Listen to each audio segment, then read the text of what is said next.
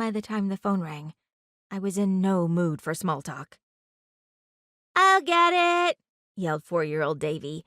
He raced into the kitchen, hands outstretched, fingers bright with paint. "Mine! Mine!" "Oh, no you don't."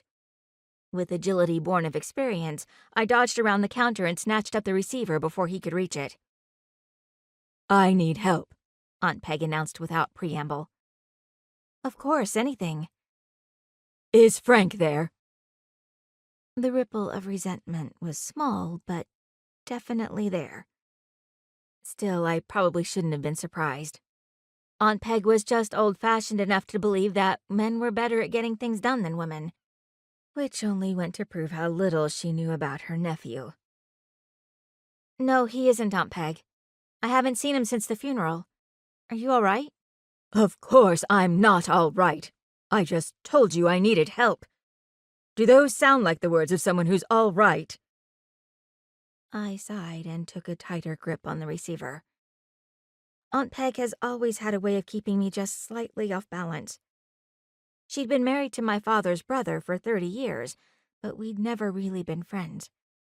Now, hearing her distress, I nudged aside the chorus girl from Circus Circus, who was still dancing at the edge of my thoughts. "Why don't you tell me what's wrong?" "One of my dogs is missing." It took a moment for that to register.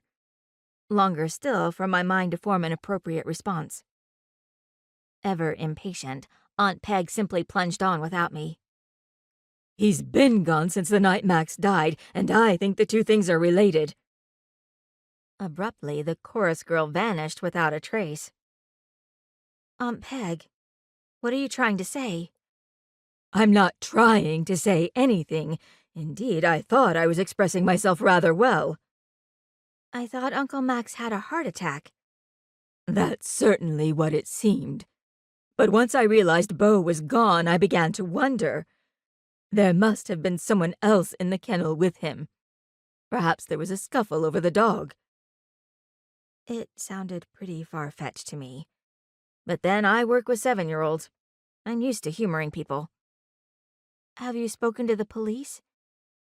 "The police," Aunt Peg sniffed, as though discussing a lower and obviously less intelligent form of life. "Weren't impressed by what I had to say. I was told that the fact that an older man with a weak heart had suffered a heart attack did not warrant any investigation on their part. As to the missing dog, the lieutenant had the nerve to suggest that I call the dog warden." That didn't sound like such a bad idea to me. I wrung out a wet cloth in the sink and began to wipe Davy's hands. "Where does Frank fit in?" "I want to find out what really happened that night," Aunt Peg said firmly.